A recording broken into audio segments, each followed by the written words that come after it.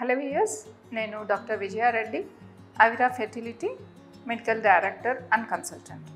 ఇవాళ మనము down syndrome అనే టాపిక్ గురించి కొంత తెలుసుకుందాం.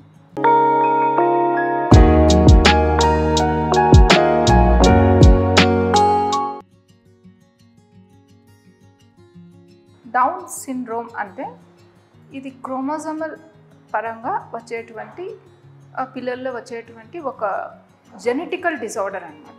సో డౌన్ సిండ్రోమ్లో నార్మల్గా ఉండాల్సినటువంటి 46 క్రోమోజోమ్స్ కాకుండా వాళ్ళకి 47 ఉంటాయి. అంటే 21st క్రోమోజోమ్ అన్నది యూజువల్గా ఉండే 2 కాకుండా 3 ఉంటాయి అన్నమాట. సో డౌన్ సిండ్రోమ్లో ఏదో మదరో ఫాదరో ఏదో తప్పు చేస్తే వచ్చేటువంటిది కాదు. It's a genetical disorder. కానీ మెటర్నల్ ఏజ్ అంటే మదర్ ఏజ్ 35 ఇయర్స్ కంటే ఎక్కువ ఉన్న వారికి ఇది వచ్చే అవకాశం చాలా ఎక్కువ ఉంటుంది. So down syndrome mother age పెరిగే కొద్దీ రిస్క్ అనేది పెరుగుతుంది. ఒక 25 ఇయర్స్ వాళ్ళకి 1 in 1500 రిస్క్ ఉంటే 35 దాటినప్పటికీ 1 in 15 అంటే ఎంత ఎక్కువ అవుతుందో చూడండి. సో యంగ్స్టర్స్ అందరూ కూడా వీలున్నంత వరకు ఎంత కెరీర్ ఓరియంటెడ్ ఉన్నా, ఎంత ఎడ్యుకేషన్ ఉన్నా, పిల్లలు అనేది ప్లానింగ్ కొంత యంగ్ ఏజ్లో ప్లాన్ చేసుకోవాలి. సో మదర్ ఏజ్ పెరిగే కొద్దీ డౌన్ సిండ్రోమ్ రిస్క్ అనేది పెరుగుతుంది.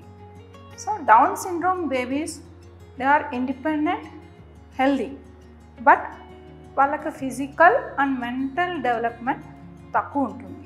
సో వాళ్ళు అపియరెన్స్ కానీ, ఫేస్ కానీ, ఐస్ కానీ ఇవన్నీ నార్మల్గా కాకుండా కొంత తేడాగా ఉంటాయి అన్నమాట. సో డౌన్ సిండ్రోమ్ బేబీస్ని అవాయిడ్ చేయాలి అంటే మెయిన్గా మెటర్నల్ ఏజ్ ఎర్లీగా ఉన్నప్పుడు ప్రెగ్నెన్సీ ప్లాన్ చేసుకోవాలి.